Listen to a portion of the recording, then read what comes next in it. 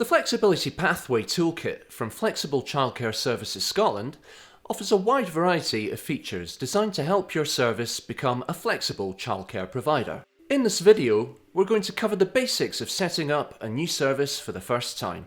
As you can see, we've signed up for the product and are faced with these 4 initial setup steps on our main dashboard to help you get started. The first thing you'll notice is the option across the top of the steps asking you to set up to collect payment. What this means is that in order for your service to accept card payments from parents and carers, you first need a Stripe account. Stripe is an online payment service that allows companies like Google, Amazon, Microsoft and Deliveroo to accept payment. If you want to take card payment, simply select the setup payment, enter the name of the card you want to use and select OK. You'll then be taken to the Stripe website to set up an account there. Once you're done, come back here and complete your nursery setup. It's important to note, you don't need to do this step, it just means you won't be able to accept upfront card payment.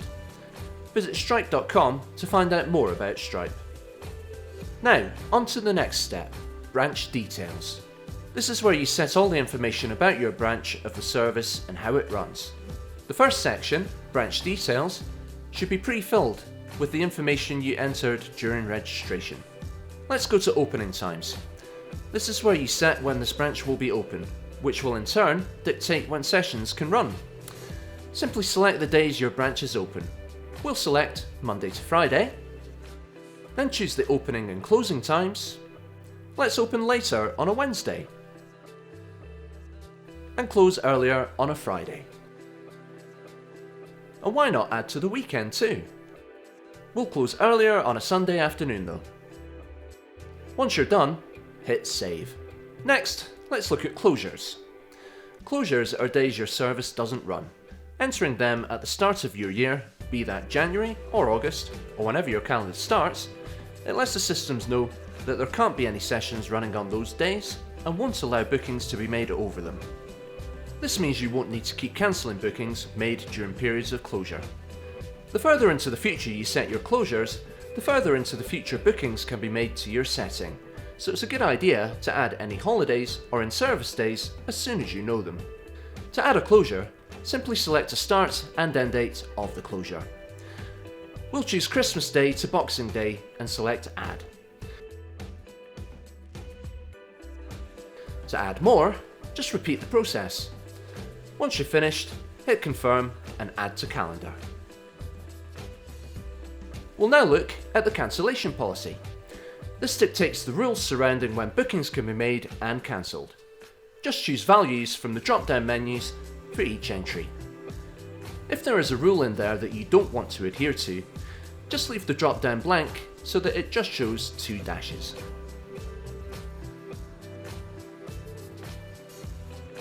And that's the basics of setting up your branch details. Once you've finished, return to the booking screen and select I'm done. Next, we're going to add rooms and sessions. Rooms are the spaces which your sessions can run. To have a session, first we need a room. These will be based on the actual spaces in your building that you run sessions in. If you're a childminder, you can be the room, or the room can be a family's house. Enter your room's name and enter the capacity of children it can hold. Add any notes at this point you feel are relevant. We'll leave this blank for now. Once you're done, select Add Room. We can see now that we have rooms at the top here. If you need to change these, maybe if you move premises, choose the bin icon to delete a room. Now that we have a room, we can have sessions. Select Add New Session. A session is a block of time inside a room that parents and carers can book their children into. They can book for the entire session or just an hour or 2 as needed. Let's start by naming the session. We'll call this one Morning 1. Now, choose the room the session will run in. We only have one room, so we'll select the baby room. Now choose the age range for this session. Choosing an age range will automatically set the session's ratio, although this can be decreased if additional staff are required. Now, choose the maximum number of children the session can hold and how many of these spaces you want to reserve purely for flexible booking, if any.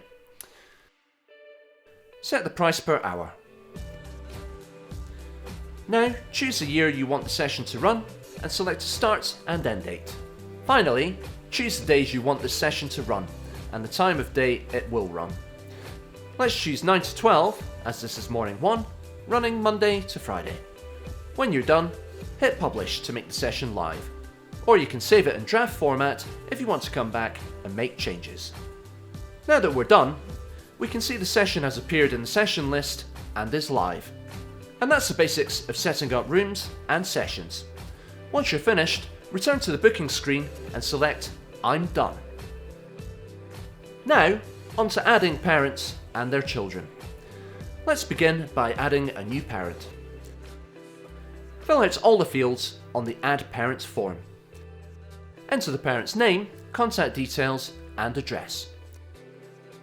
Once you've done, hit Add, and the new parent will be created in the system. Now that we have a parent, we can add a child. Select Add New Child, and once again, fill out the form, this time with the child's details, their name, date of birth, and age range. Add an account password. This can be used over the phone to confirm identity. Then, enter their relationship with the parent account.